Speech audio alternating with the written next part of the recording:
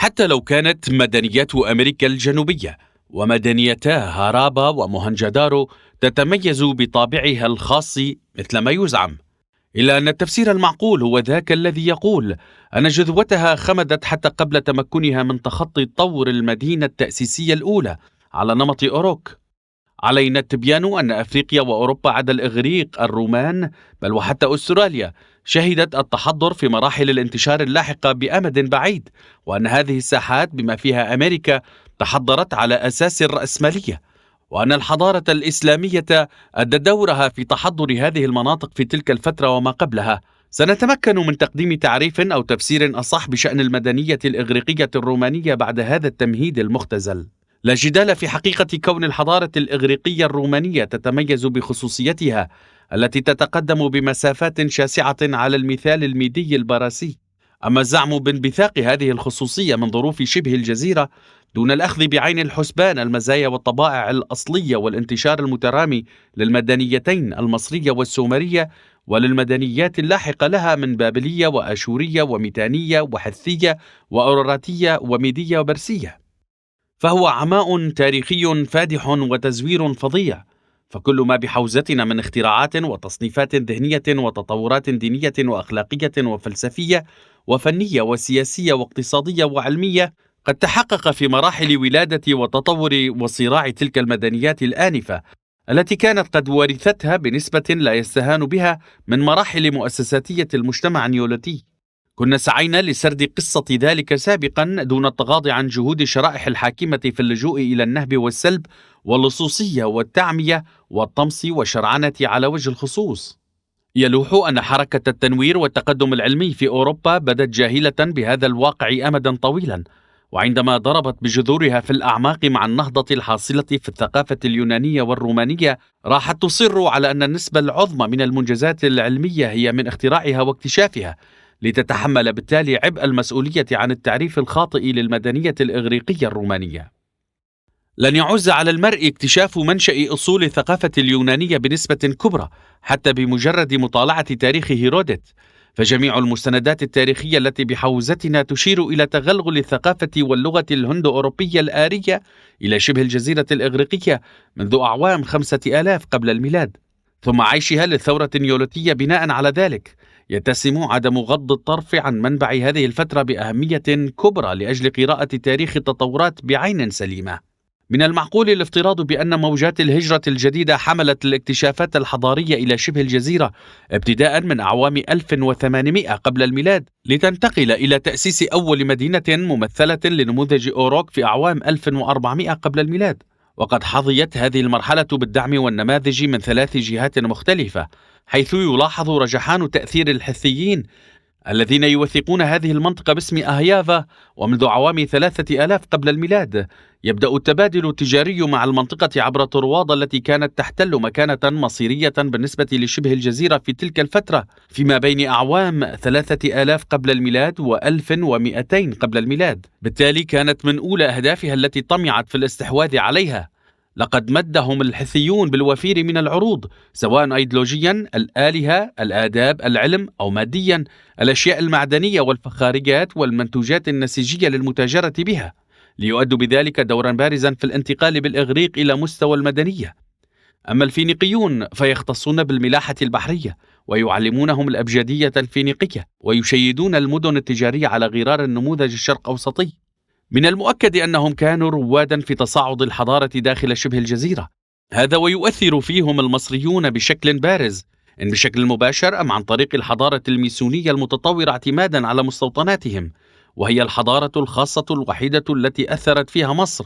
وشتى الاختراعات التي أنجزتها الحضارة الشرق أوسطية هي بمثابة المغذي المستمر من خلال هذه القنوات الأربع حتى أعوام 2000 قبل الميلاد 600 قبل الميلاد. وفي المرحلة الأخيرة يتجول كل من صولون، فيثاغورس، والتالس في أنظمة القصور والمدارس المصرية والبابلية والميدية البارسية خلال القرنين 7 و6 قبل الميلاد، لينتهلوا منها دروسهم وأنظمة قواعدهم وينقلوها معهم إلى شبه الجزيرة. تعرضت السواحل الغربية لبحر إيجا إلى غزو القبائل الإيونية والأيولية والدورية بعد سقوط طروادة أعوام 1200 قبل الميلاد، يمكننا ابتداء تاريخ الهجرة من أعوام 1000 قبل الميلاد على وجه التخمين. هذه الهجمات الأولى للقبائل التي يسميها المصريون بشعوب البحر هي على صلة بسقوط طروادة، وتمتد لتشمل شرقي البحر المتوسط ومصر. أما هذه المجموعات التي اكتظ بها غرب الأناضول وجزر إيجا فهي بمثابة البرابرة الهمجيين في نظر الحضارتين الطروادية والحثية، وتشمل ساحات مدينتها بلاد الحثيين ومملكة طروادة الصغيرة. لم يكن باستطاعة البرابرة أن يتحضروا إلا بعد الاستقرار طويلا في كنف ثقافة المدنية. هذا ما حصل بطبيعة الحال، حيث شرعوا في التمدن بعد فاصل زمني طويل بدءا من أعوام 700 قبل الميلاد، سواء في شبه الجزيرة ذاتها أو في جزر إيجا وشواطئها. يقوم هوميروس بتسطير قصص بطولات الحرب المتبقية من هذه الحقبة الطويلة من الاستقرار والأحداث الجارية في جوار طروادة على نحو ملحمي.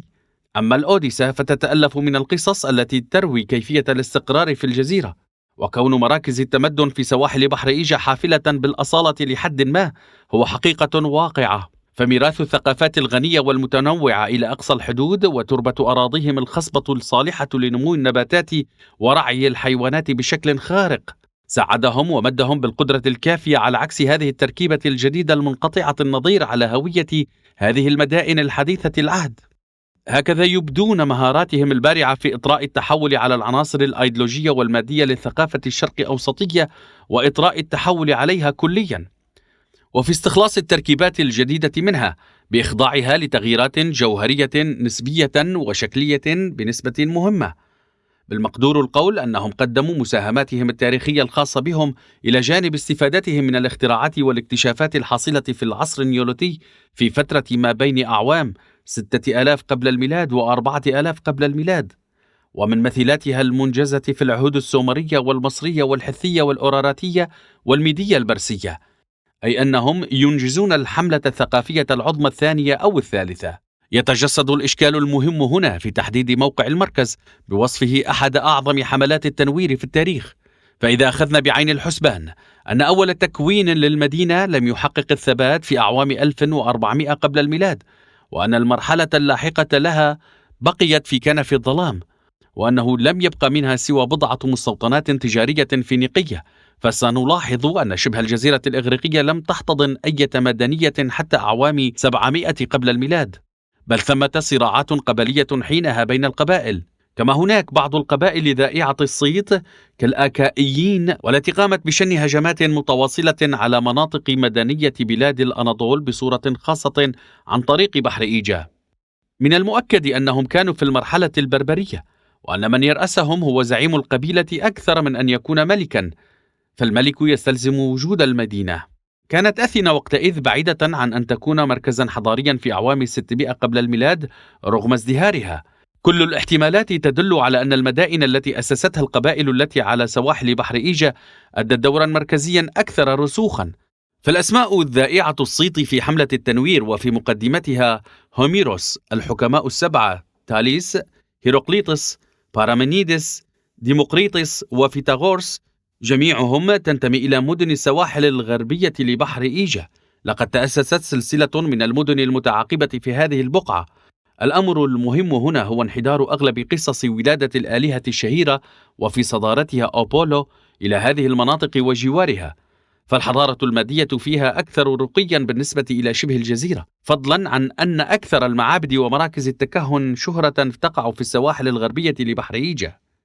الكثير من الأدلة الأخرى التي يمكننا سردها تدل على أن مدن الإيونيين كانت مراكز مدنية إيجا الجديدة بعد مرحلة الحثيين والفريغيين والليديين، أو على الأقل في زمانهم، في حين أن سكان شبه الجزيرة ليسوا سوى استمرار لهم. تتمثل الخاصية الحرجة هنا في انتقال مركز المدنية إلى أثينا مع احتلال الإمبراطورية الميدية البارسية لهذه الأراضي عام 545 قبل الميلاد.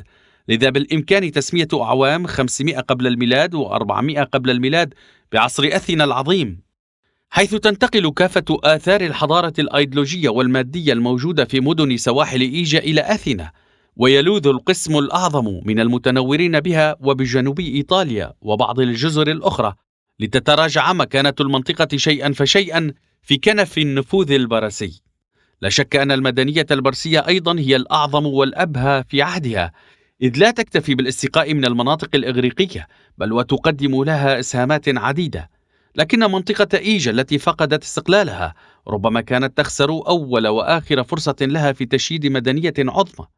أستطيع القول أنه لو لم يحصل ذلك لربما انتشر أهل إيجا من هناك حتى سائر بلاد الأناضول، ليؤسسوا مدنية تفوق في عظمتها جميع المدنيات الأخرى من سومرية ومصرية وهندية وصينية وحثية وبرسية. ولربما بقيت شبه الجزيرتين الإغريقية والإيطالية حينذاك كمقاطعتين خاضعتين لها. إنهم يخسرون فرصة بناء إمبراطورية تفوق بيزنطة بمضمونها ورقعتها أضعافا مضاعفة، فوجود البرسيين في إيجا قضى عليهم من جهة، وعاق انتفاع أهالي إيجا من حقهم في ريادة نظام مدني عظيم من جهة أخرى. فلنتذمر ولنسخط ولنتألم من ذلك قدر ما شئنا عن وجه حق. لقد كان المقدونيون سابقين في استغلال هذه الفرصة من خلال الإسكندر، لكن ما تمخض عن ذلك كان ثقافة متجزئة للغاية، مفتقرة لمركز تصب فيه. ومهما سميت تلك الثقافة بالعالم الثقافة الهيلالية، إلا أنها كانت متعددة المراكز، ولم تذهب أبعد من أن تكون تركيبة جديدة شرقية غربية متفصلة وبعيدة عن الإبداع الأصيل الحقيقي. أما نظام الإمبراطورية اللاحق الذي كان من ابتكار الرومانيين فلم يمنح إيجا أي فرصة أكثر من أن تكون ولاية مركزها مدينة باراغما. بمعنى آخر، فما فعله البرسيون بهم في الشرق كرروه الرومان في الغرب.